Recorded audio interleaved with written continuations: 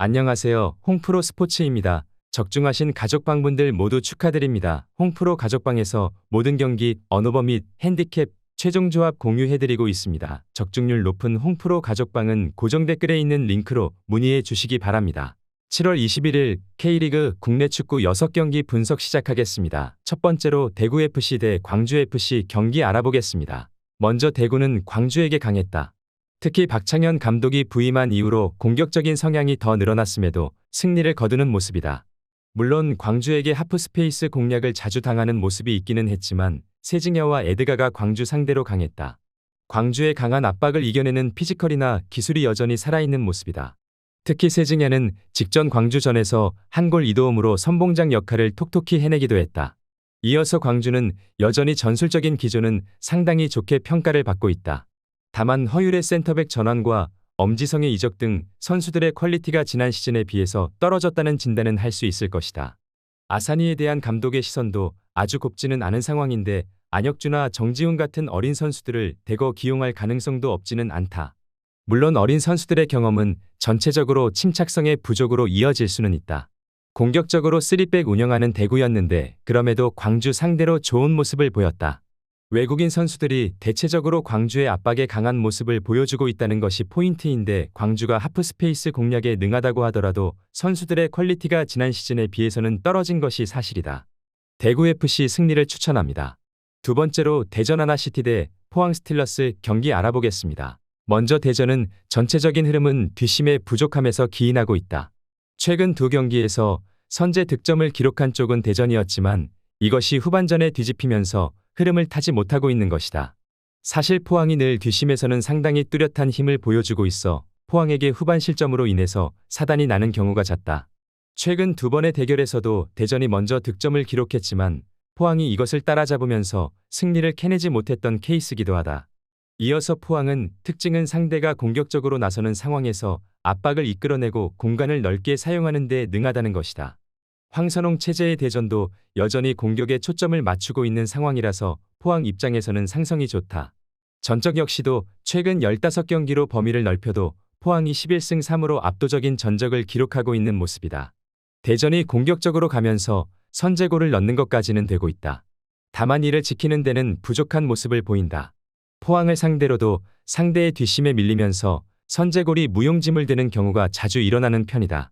포항의 후반전 힘과 상성에서 앞서는 요소를 기대해볼 여지가 크다. 포항 스틸러스 승리를 추천합니다. 영상은 잘 보고 계신가요?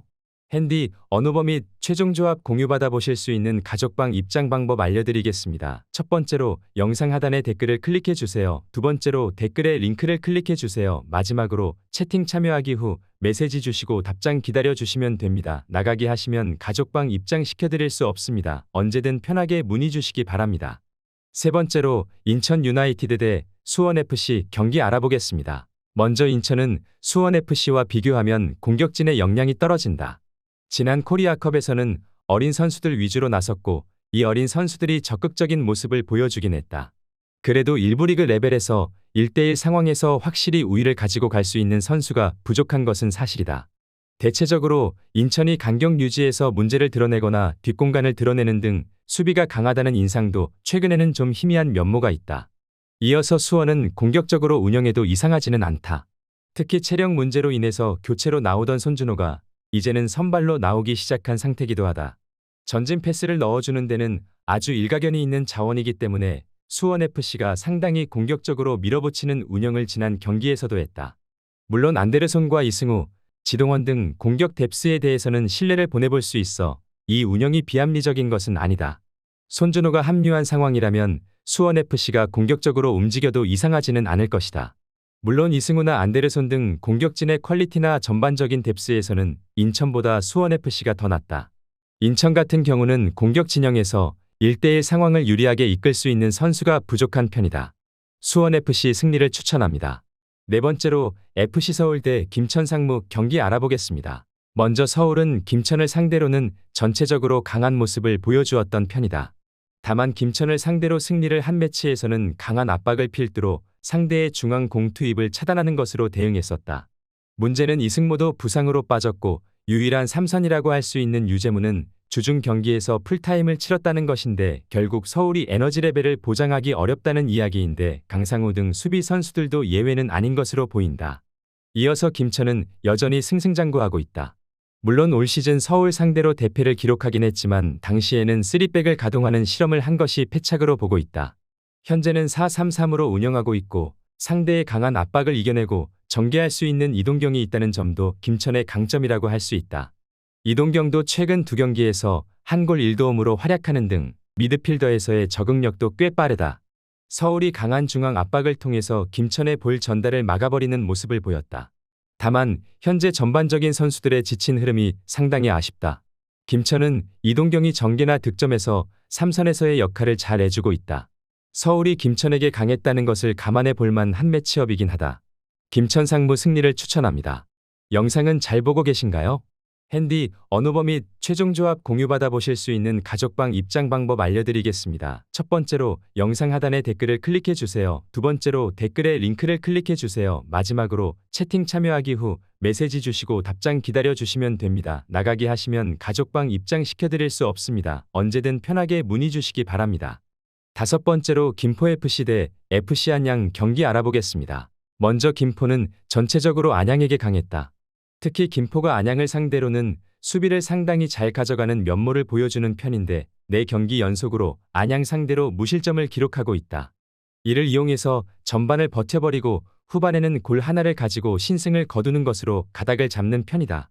최근 오전에서도 김포가 4승 1무를 기록하는 등 안양 킬러로서의 상승을 이어가고 있다. 이어서 안양은 라인을 올리기도 내리기도 어렵다. 사실 안양이 역습 제어를 위해서 라인을 내리고 플레이를 했던 케이스가 있었는데 당시에는 박스 박중거리에 위기를 상당히 많이 노출했고 공격도 잘 풀리지 않아서 금방 패기를 했던 모습이었다. 결국 안양이 김포를 상대로도 역습을 내줄 것을 감안하고 공격적인 운영을 해야 할 것으로 보이는데 역시 이 상황에서 안양이 효과를 본 경기가 최근엔 없었다는 걸 감안해야 할 것으로 보인다. 김포가 안양의 공세를 잘 막아내면서 한 골 싸움에서 이득을 보는 경우가 많다. 안양은 라인을 내리는 전술은 어울리지 않는 팀이기도 하다. 특히 김포가 주중 경기에서는 11명의 선수들을 전부 바꾸는 전면 로테이션을 실시한 모습도 보였고 주전들의 체력적인 문제도 없다고 보고 있다. 김포FC 승리를 추천합니다. 여섯 번째로 서울 이랜드 대 천안시티 경기 알아보겠습니다. 먼저 이랜드는 공격이 다시 살아났다. 카즈키가 합류한 최근 2경기에서 모두 3득점에 성공했는데 카즈키가 2경기 3도움으로 찬스메이킹을 잘 내주고 있는 것이 크다. 물론 여전히 빌드업에 필요한 공소유가 미스로 어이지는 등 수비적인 역할에 대해서는 불안감이 없지는 않은 전력이기도 하다. 그래도 중원에서 공이 잘 돌아가고 있는 상태로 볼 수 있고 김결과 정재민 등 외국인 공격수를 대체한 선수들도 힘을 받고 있다. 이어서 천안은 후반에 노출되는 수비적인 불안감이 매우 크다.